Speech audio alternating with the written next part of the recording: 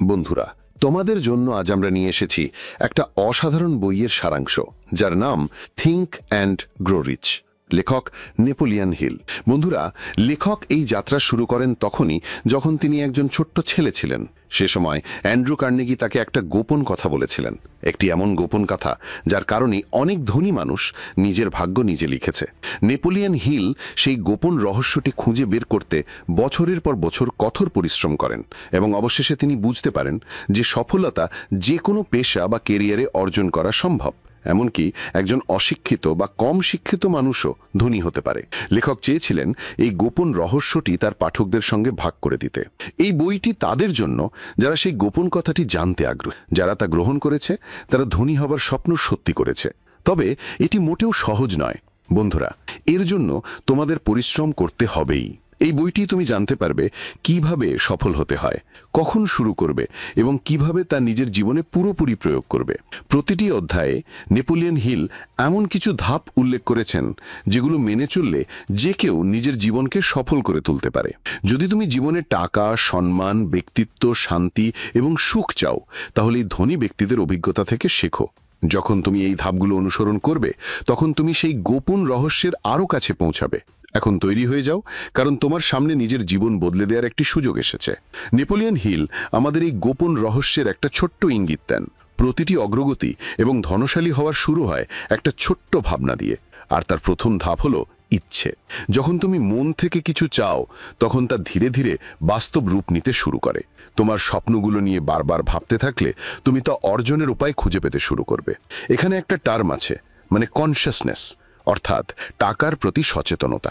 যখন তোমার মনে অনেক টাকা আয়ের ইচ্ছে জাগে, তখন তোমার মনে এমন এক বিশেষ অবস্থা তৈরি হয় যেখানে তুমি নিজেকে আগে থেকেই ধনী মনে করতে শুরু করো, আর তখনই ধীরে ধীরে অর্থ উপার্জনের সুযোগগুলো নিজে থেকেই আসতে শুরু করে। এখন আমি তোমাকে 6টি ধাপ বলবো যেগুলো তোমাকে নিশ্চিতভাবেই মানি কনসিয়াস করে তুলবে। প্রথম ধাপ, ঠিক করে ফেলো তুমি ঠিক কত টাকা আয় করতে চাও। শুধু বলা আমি অনেক টাকা চাই যথেষ্ট নয়। তোমার নির্দিষ্ট একটা পরিমাণ ঠিক করতে হবে, যাতে করে স্বপ্নটা বাস্তব হতে পারে।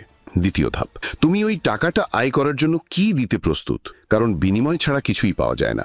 তৃতীয় ধাপ, নির্ধারণ করো তুমি ঠিক কোন তারিখের মধ্যে ওই নির্দিষ্ট পরিমাণ টাকা চাও। চতুর্থ ধাপ, একটা পরিকল্পনা তৈরি করো এবং সেটা নিয়ে দেরি না করে কাজ শুরু করে দাও। পঞ্চম ধাপ, তোমার পুরো পরিকল্পনা কোথাও লিখে ফেলো, কত টাকা, কখন এবং কি পরিকল্পনা।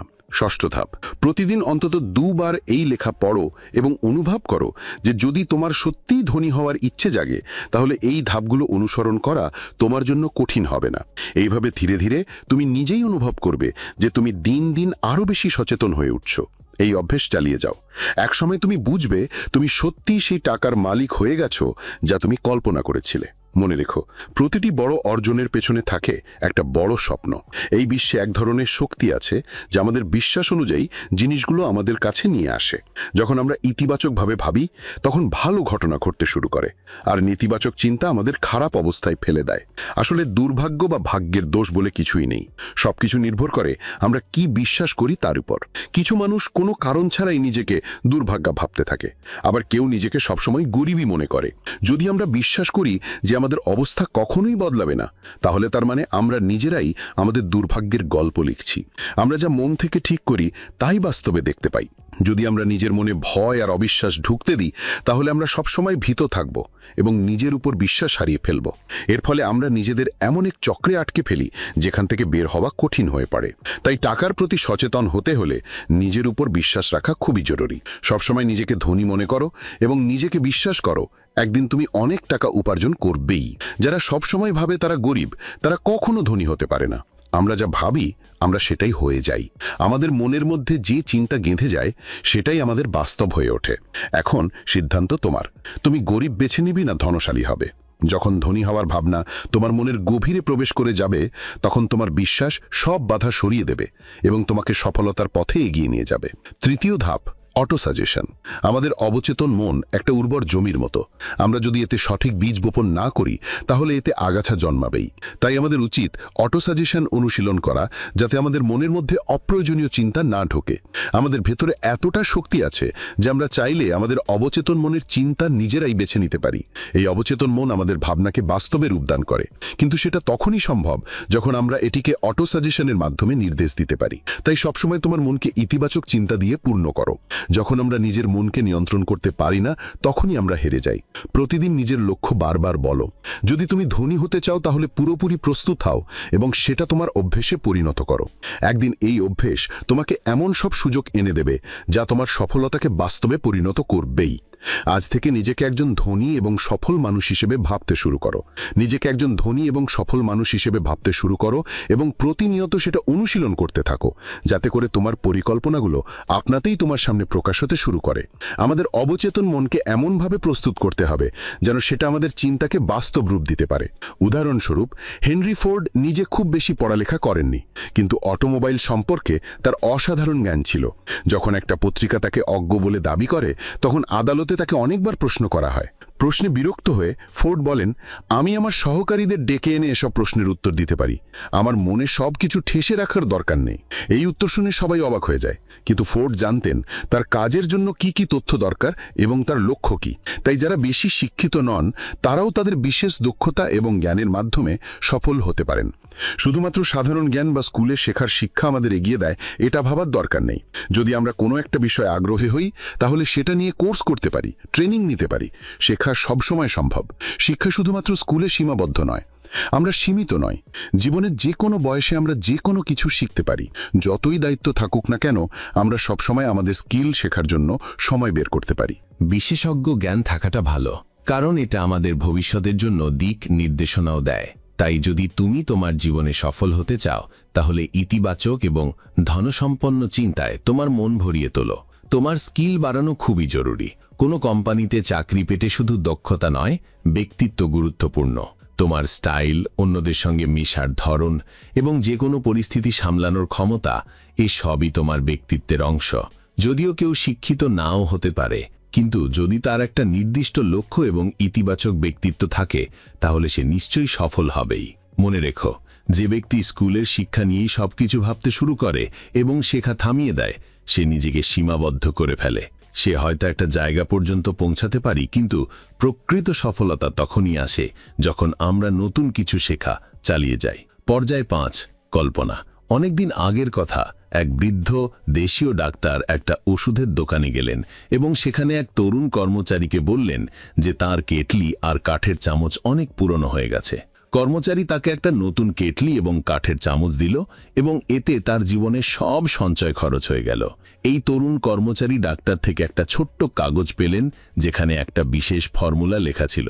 ডাক্তার কাগজটি দিয়ে চলে গেলেন। এই কর্মচারী তার সমস্ত সঞ্চয় সেই ফর্মুলায় বিনিয়োগ করলেন এবং কেটলির মধ্যে সেই ফর্মুলা দিয়ে একটা বিশেষ পানীয় বানালেন।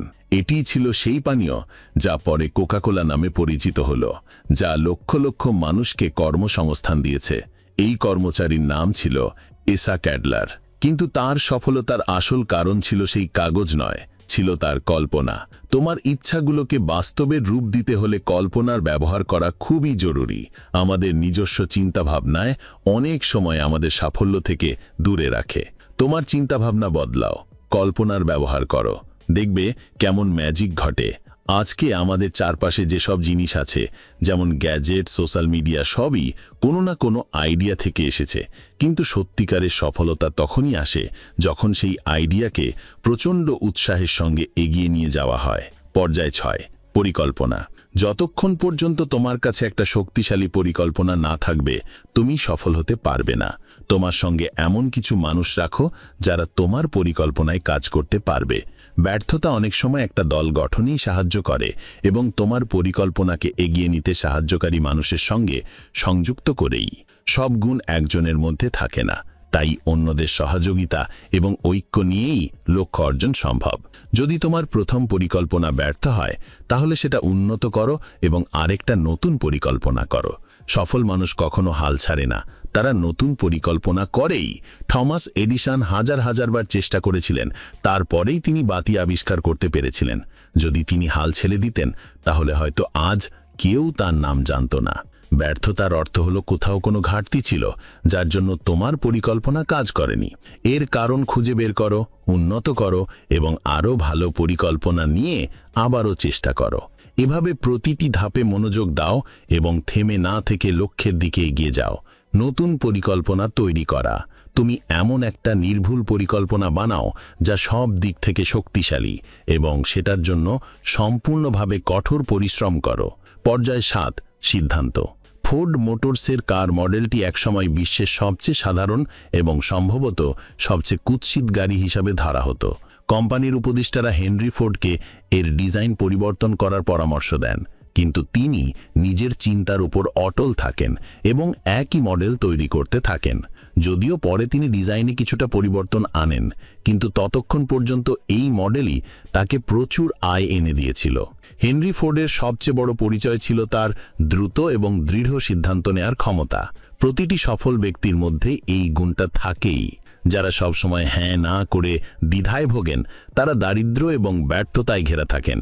একবার সিদ্ধান্ত নেয়ার পর সেটা বাস্তবায়নে দেরি করা উচিত নয়, কারণ দেরি করা মানেই সময় এবং টাকার অপচয়। ফোর্ড সমালোচকদের কথায় কান দেননি, কারণ তিনি নিজের সিদ্ধান্তে পূর্ণ বিশ্বাস রাখতেন। ধনী লোকেরা দ্রুত সিদ্ধান্ত নেয় এবং সময়ের সঙ্গে প্রয়োজনীয় পরিবর্তনও আনে। তারা অন্যের কথায় প্রভাবিত না হয়ে নিজের আইডিয়াতে বিশ্বাস করে। মতামত হলো পৃথিবীর সবচেয়ে সস্তা জিনিস। সবাই তোমাকে বিনামূল্যে পরামর্শ দিতে প্রস্তুত। যদি তুমি সবাইকে জিজ্ঞাসা করতে থাকো কি করবে, তাহলে তুমি অনেক কিছু হারাবি, এতে উপকার হবে না। অনেক সময় মানুষ এমন পরামর্শ দেবে যা তোমাকে নিরুৎসাহিত করবে এবং মোটেই অনুপ্রাণিত করবে না। তাই শুধুমাত্র তোমার মাস্টার মাইন্ড গ্রুপের কাছ থেকেই পরামর্শ নাও, কারণ তারাই তোমার পাশে থাকবে এবং সম্পূর্ণভাবে সাহায্য করবে। তোমার নিজস্ব একটা মন আছে, সেটাকে ব্যবহার করো। তোমার ভেতরে এমন একটা আগুন আছে যা তোমাকে সাফল্যের দিকে এগিয়ে নিতে পারে। ভালো সিদ্ধান্ত নেয়ার মানে হলো তুমি জানো তুমি কি চাও। দুনিয়া কেবল তাদেরই সম্মান করে যাদের কথা মূল্যবান এবং যাদের কাজ দিয়েই নিজের পক্ষে কথা বলে। পর্যায় 8, ধারাবাহিকতা এবং দৃঢ়তা। অল্প হলেও নির্বিচারে এগিয়ে যাওয়াটাই গুরুত্বপূর্ণ। যারা সফলতা চায় তাদের আগে নিজ গন্তব্য সম্পর্কে স্পষ্ট ধারণা থাকতে হবে। বাস্তব অনুপ্রেরণা তখনই পাওয়া যাবে যখন তুমি পরিষ্কার জানো তুমি কি অর্জন করতে চাও এবং কেন চাও। নিজের ওপর বিশ্বাস রাখো। তোমার মধ্যেই সেই যোগ্যতা এবং জ্ঞান আছে যা তোমাকে সফল করে তুলতে পারে। সহকর্মীদের সঙ্গে ভালো সম্পর্ক রাখো, কারণ তারা তোমার জন্য অমূল্য সম্পদ। সবার আগে ভয়কে দূর করো, কারণ ভয়ই আমাদেরকে থামিয়ে দেয় এবং সুযোগ থেকে সরিয়ে দেয়। অনেকে বড় সুযোগের জন্য চুপচাপ বসে থাকি, কিন্তু প্রচেষ্টা ছাড়া সফলতা আসে না। বড় সুযোগ তখনই আসে যখন তুমি তার জন্য পরিকল্পনা করো এবং কঠোর পরিশ্রম করো। যারা পরিকল্পনা অনুযায়ী তাদের বিশেষ দক্ষতা বা আগ্রহ নিয়ে এগিয়ে যায়, তারা মাঝে মধ্যে পরাজিত হলেও সেটা সাময়িক। তাই পরাজয়কে শেখার সুযোগ হিসাবে নাও এবং সামনে এগিয়ে যাও। অনেক সময় এমন মনে হয় যেন অদৃশ্য কেউ আমাদের পথে বাধা দিচ্ছে। এটা আমাদের মানসিক শক্তি যাচাই করার পদ্ধতি। যখন তুমি বাধা পেরিয়েও এগিয়ে যাও, তখনই সফলতা তোমাকে গ্রহণ করে। পর্যায় 9, মাস্টার মাইন্ডের গুরুত্ব। একটা কথা আছে, জ্ঞান মানেই শক্তি, কিন্তু শুধুমাত্র জ্ঞান তোমাকে ধনী করতে পারে না। জ্ঞান তখনই শক্তিতে রূপ নেয় যখন তুমি সেটাকে সঠিকভাবে লক্ষ্যে পৌঁছানোর জন্য ব্যবহার করতে পারো। মাস্টার মাইন্ড হলো এমন একটা দল যারা তোমার জ্ঞানকে এমনভাবে বাড়ায় যাতে তা তোমার শক্তি হয়ে ওঠে। এই দলটার সদস্যরা তোমার মতোই লক্ষ্য নিয়ে এগোয়। উপসংহার: এইভাবে সফল হতে চাইলে তোমার চিন্তা পোক্ত করো, সঠিক সিদ্ধান্ত নাও, ধৈর্য রাখো এবং মাস্টার মাইন্ড গ্রুপের সঙ্গে ঐক্য এবং সমন্বয়ের মাধ্যমে এগিয়ে যাও। আমরা এই বিষয়টা বোঝার জন্য একটা ইলেকট্রিক ব্যাটারির উদাহরণ দিতে পারি। একটা ব্যাটারি শুধু অল্প শক্তি দেয়, কিন্তু একাধিক ব্যাটারি একসাথে হলে অনেক শক্তি পাওয়া যায় এবং তা দীর্ঘস্থায়ী হয়। ঠিক তেমনি, যদি তোমার একটা শক্তিশালী মাস্টারমাইন্ড দল থাকে, তবে তোমার ক্ষমতা বহুগুণে বাড়ে। এই দলের সহায়তায় তুমি তোমার দুর্বলতাও জয় করতে পারো। হেনরি ফোর্ডের উদাহরণ নাও। তার কর্পোরেশন গঠনের আগেও তিনি ছিলেন গরিব, অশিক্ষিত এবং অজানা এক ব্যক্তি, কিন্তু তিনি এমন 5 জন বিশ্বাসী মানুষকে নিয়ে তার ব্যবসা শুরু করেন যাতে তিনি তার মাস্টারমাইন্ড মনে করতেন। তিনি পরে থমাস এডিসনের মতো মহান উদ্ভাবকের সঙ্গে বন্ধুত্ব করেন। ফোর্ড তার মাস্টারমাইন্ড দলটির সঙ্গে বন্ধুত্বপূর্ণ এবং সহযোগিতামূলক সম্পর্ক বজায় রেখেছিলেন। এই দলের কারণেই তিনি দারিদ্র্য দূর করে একজন সফল ব্যবসায়ী হয়ে উঠেছিলেন। মাত্র 10 বছরের মধ্যে নিজেকে শিক্ষিত এবং বুদ্ধিমান করে তোলেন এবং তারপর 5 বছরের মধ্যেই তিনি দেশের ধনীতম ব্যক্তি হয়ে ওঠেন। মাস্টারমাইন্ড দলে যুক্ত হওয়ার উপকার শুধু অর্থনৈতিক নয়, মানসিকভাবে উপকার দেয়। যখন দুটি মন একত্র হয় তখন একটা নতুন এবং অদেখা শক্তি সৃষ্টি হয়। দুটি মন একত্র হয়ে এক মনের 3 গুণ শক্তি তৈরি করতে পারে। যখন একটা দলের মধ্যে অনেক চিন্তা একত্র হয় তখন তারা একজনের চেয়ে আরো ভালোভাবে চিন্তা করতে পারে। যদি দলের সদস্যদের মধ্যে ভালো সম্পর্ক থাকে তবে তারা একসাথে এমন কিছু করতে পারে যা একজন মানুষ একা করতে পারে না। পর্যায় 11, যৌন শক্তিকে রূপান্তর। ট্রান্সমিউটেশন অর্থ হচ্ছে এক ধরনের শক্তিকে অন্য কোনো কাজে রূপান্তর করা। যৌনতা মানুষের সবচেয়ে শক্তিশালী প্রেরণাগুলোর একটি। ট্রান্সমিউটেশন মানে হলো এই শক্তিকে অন্য কোনো কার্যকর এবং সৃজনশীল কাজে ব্যবহার করা, কারণ এর মধ্যে অসাধারণ এক শক্তি আছে। কেউ যদি ইচ্ছা শক্তি দিয়ে এটাকে নিয়ন্ত্রণ করে তাহলে বিশাল কিছু অর্জন করা সম্ভব। অনেক সফল সঙ্গীতজ্ঞ, আইনজীবী, শিল্পী এবং ব্যবসায়ীরা তাদের সৃজনশীলতায় এই যৌন শক্তিকে ব্যবহার করেন এবং মহান হয়ে ওঠেন। মানুষকে উদ্বুদ্ধ করার অনেক উপায় আছে, যেমন ঔষধ, ভয়, অন্যান্য বিষয়, কিন্তু এর মধ্যে যৌন শক্তি সবচেয়ে শক্তিশালী। যারা এটা নিয়ন্ত্রণ করতে পারে না তারা প্রায় দারিদ্র, অপরাধ বা সমস্যায় জড়িয়ে পড়ে। যারা এই শক্তিকে সঠিকভাবে ব্যবহার করতে পেরেছে তারা সবসময় সফল হয়েছে এবং প্রতিভাবান হিসেবে গড়ে উঠেছে। যৌনতা এবং খাদ্য জীবনযাত্রার 2 বিশাল চ্যালেঞ্জ। একজন প্রতিভাবান মানুষ এগুলো পার হয়ে নিজেকে মুক্ত করে এবং সৃজনশীল কল্পনার মাধ্যমে অগ্রগতির পথ তৈরি করে। আমাদের সৃজনশীল কল্পনা হলো একটা ষষ্ঠ ইন্দ্রিয়ের মতো, যত বেশি ব্যবহার করো ততই ভালো হয়। এই কল্পনাকে চর্চা করে সফল ব্যক্তিরা আরো বুদ্ধিমান এবং উৎপাদনক্ষম হয়ে ওঠে। গবেষণায় দেখা গেছে সফল ব্যক্তিদের এই শক্তি প্রবল থাকে, কিন্তু তারা শুধুমাত্র সেখানেই ব্যবহার করে যেখানে তাদের সৃজনশীলতা এবং উদ্ভাবনী চিন্তার প্রয়োজন। সব চমৎকার গান, কবিতা এবং উপন্যাস সবকিছুর মধ্যে প্রেম এবং যৌনতার গভীর প্রভাব থাকে। তোমার ভেতরের আকর্ষণ এবং আত্মবিশ্বাসকে বের করে আনো। তোমার যৌন আবেদন ব্যবহার করো। যে কোনো শিল্পী বা ব্যবসায়ীর দিকে তাকাও, দেখবে তারা কিভাবে এই শক্তিকে ব্যবহার করছে। তুমিও তোমার এই সম্ভাবনাকে কাজে লাগাও এবং তোমার সৃজনশীল কল্পনার জন্য তোমার এই শক্তিকে ব্যবহার করো। নিজেকে প্রকাশ করার একটা সৃজনশীল উপায় খুঁজে বের করো। শুধুমাত্র এটা শারীরিক ক্ষুধা হিসেবে দেখে তা মেটানোর চেষ্টা করো না। তুমিও কল্পনাও করতে পারবে না তোমার মনের মধ্যে কতটা শক্তি আছে। এর কোনো শেষ নেই। এই শক্তিকে কাজে লাগাও নিজেকে মহান করে তোলার জন্য এবং তোমার কেরিয়ারকে এক নতুন উচ্চতায় নিয়ে যাওয়ার জন্য। পর্যায় 12, অবচেতন মন। আমরা সবাই অবচেতন মনের কথা জানি। আমাদের অবচেতন মনের ওপর সরাসরি নিয়ন্ত্রণ নেই, কিন্তু এটি আমাদের সব সিদ্ধান্ত, ইচ্ছা এবং আবেগ নিয়ন্ত্রণ করে। আমাদের শুধু করতে হবে আমাদের মন সবসময় ইতিবাচক চিন্তায় ভরিয়ে রাখতে হবে। ধীরে ধীরে এই ইতিবাচক চিন্তাগুলো অবচেতন মনে গভীরভাবে গিথে যাবে এবং তা আমাদের সাফল্যের দিকে নিয়ে যাবে। তোমার অবচেতন মনকে উন্নত করতে হলে বিশ্বাস, ভালোবাসা, সফলতা, আগ্রহ এবং আশাবাদের মতো চিন্তা আনো। ভয়, ঘৃণা, ঈর্ষা, প্রতিশোধের অনুভূতি, লোভ এবং কুসংস্কারের মতো নেতিবাচক চিন্তাকে মনে কোনো জায়গা দিও না। মনে রাখবে, নেতিবাচক চিন্তায় তুমি কখনো সফল হতে পারবে না, এমনকি ধনীও হতে পারবে না, বরং এটা তোমাকে দারিদ্র্যের অতল গহ্বরে ঠেলে দেবে। তোমার সাফল্যের পরিকল্পনা করো। এখন তোমার নিজের একটা পরিকল্পনা আছে যার সাহায্যে তুমি সফল হতে পারো। জেনে রাখো, সাফল্য শুধু তোমার অবচেতন মনের মধ্যেই আছে। সেখানে পৌঁছানোর জন্য তোমাকে আগে নেতিবাচক চিন্তা থেকে মুক্ত হতেই হবে। শুরুতে ছোট ছোট পদক্ষেপ নাও। প্রতিদিন মনে ইতিবাচক চিন্তা আনার চেষ্টা করো, যাতে এই পরিকল্পনা আরো স্পষ্ট হয়। তোমার ইচ্ছাকে ভালোবাসা, আশাবাদ এবং আনন্দের সঙ্গে যুক্ত করো এবং নেতিবাচক আবেগকে জীবন থেকে বাদ দাও। মস্তিষ্ক পৃথিবীর সবচেয়ে শক্তিশালী যন্ত্র। মানব মস্তিষ্ক পৃথিবীর সবচেয়ে শক্তিশালী যন্ত্র। এটি প্রেরণ এবং গ্রহণ এই 2 কাজ করে। তোমার চিন্তা শক্তি তোমার সাফল্যে বড় ভূমিকা রাখে। এখানে বলা প্রতিটি ধাপকে মনে রেখে তুমি তোমার যাত্রা শুরু করতে পারো। আমাদের মস্তিষ্কের কর্টেক্সে 36 থেকে 100 বিলিয়ন নার্ভ সেল থাকে এবং এদের সুনির্দিষ্ট বিন্যাস আমাদের শারীরিক এবং মানসিকভাবে কাজ করতে সক্ষম করে। এটি আমাদের আবেগ এবং মানসিক অবস্থাও নিয়ন্ত্রণ করে। সত্যি কথা হলো, ধনী হবার প্রথম ধাপ হলো তোমার চিন্তাধারা। মনকে ইতিবাচক চিন্তায় ভরিয়ে দিয়ে তুমি নিজেই নিজের জন্য নতুন সুযোগ খুঁজে পাবে। তোমার আবেগকে সঠিক পথে চালিত করে তুমি তোমার স্বপ্নকে বাস্তব রূপ দিতে পারবে। এই শক্তি আমাদের মধ্যে তাৎক্ষণিক সিদ্ধান্ত নেওয়ার এবং হেরে যাওয়ার ওরও আবার চেষ্টা করার সাহস দেয়। সাফল্যের জন্য মাস্টারমাইন্ড গ্রুপ। অন্যদের চিন্তা এবং মনের শক্তিকে কাজে লাগিয়ে তুমি অনেক বেশি কিছু অর্জন করতে পারো। মাস্টারমাইন্ড গ্রুপে যুক্ত হয়ে তুমি তোমার সক্ষমতাকে আরো বাড়াতে পারো। এটা সম্ভব যে তুমি তাদের চিন্তার সঙ্গে যুক্ত হয়ে এক মনে ভাবতে পারবে। সারাংশে যা লিখেছ তা তোমার হৃদয়ে গ্রহণ করো। পর্যায় 13, ষষ্ঠ ইন্দ্রিয়। এই 13টি ধাপের সর্বশেষ ধাপ হল ষষ্ঠ ইন্দ্রিয়। বাকি 12টি ধাপে দক্ষ না হলে ষষ্ঠ ইন্দ্রিয় অর্জন করা কঠিন। এই ষষ্ঠ ইন্দ্রিয় আমাদের অবচেতন মনের একটা অংশ, যা আমাদের সৃজনশীল কল্পনা শক্তিকে পরিচালনা করে এবং আমাদের বিশ্বজনীন বুদ্ধিমত্তার সঙ্গে সংযুক্ত করে। থমাস এডিসন, আব্রাহাম লিঙ্কনের মতো মহান ব্যক্তিরা তাদের ষষ্ঠ ইন্দ্রিয় ব্যবহার করে মহান হয়েছেন। এই শক্তির মাধ্যমে তারা বড় কিছু করার অনুপ্রেরণা পেয়েছিলেন।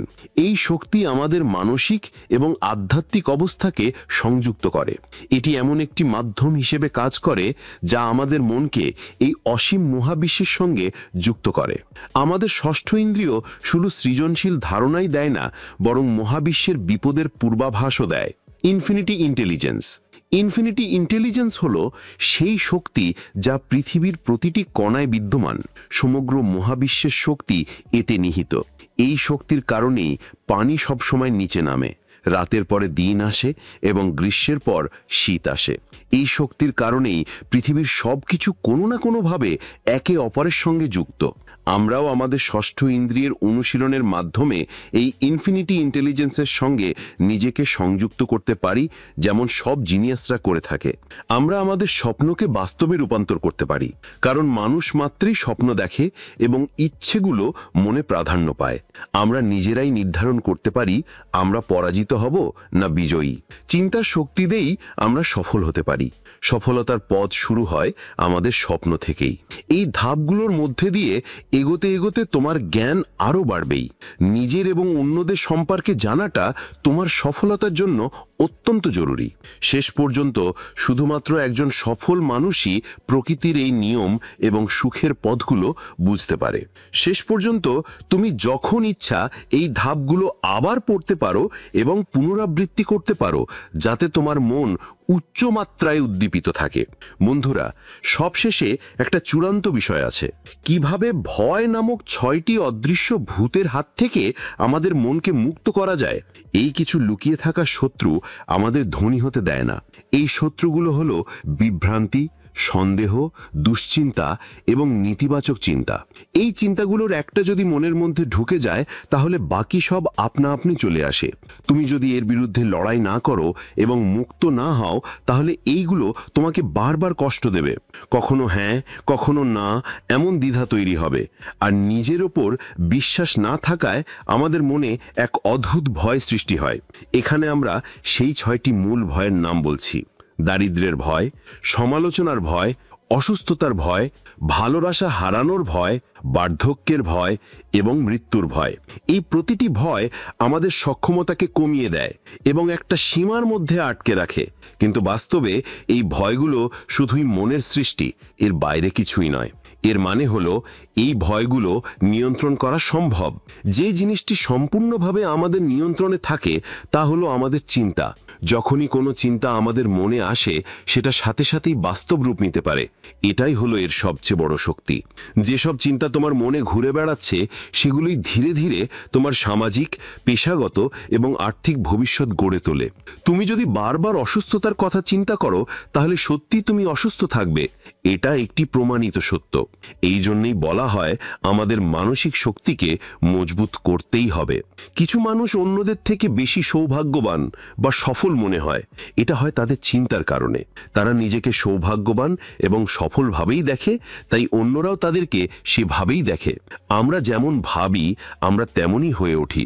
যখন কেউ তোমার সমালোচনা করে, তখন সেটা মন থেকে নিও না। সমালোচনার কারণে তোমার মনোবল যেন দুর্বল না হয়। সেই আত্মীয়দের কথায় কান দিও না যারা বলে তুমি এটা পারবে না। এমন কথায় মনোযোগ দিলে তোমার কল্পনা শক্তি দুর্বল হবে এবং আত্মবিশ্বাস কমে যাবে। তাই এমন কাজ করো যাতে তুমি এসব কথাই না শোনো। যারা তোমাকে সবসময় হতাশ করে, তাদের জন্য তোমার মনের সব দরজা বন্ধ করে দাও। নিজেকে দুশ্চিন্তা মুক্ত রাখো, এসব থেকে দূরে থাকো। লোকজন কি ভাববে, এই চিন্তা কখনো করো না। বার্ধক্য আর মৃত্যুকে স্বাভাবিকভাবে গ্রহণ করো, কারণ একদিন এটা সবার জীবনেই আসবে। যদি তুমি ভালোবাসা হারানোর ভয় পাও, তবে আগে নিজেকে ভালোবাসতে শেখো। বন্ধু, জীবনে এমন কিছু নেই যার জন্য তোমায় দুশ্চিন্তা করতে হবে। নিজের জন্য শান্তি আর সুখ বেছে নাও। তো বন্ধুরা, এমন আরও অডিও বুক সিরিজ পেতে লাইক, সাবস্ক্রাইব এবং শেয়ার করুন।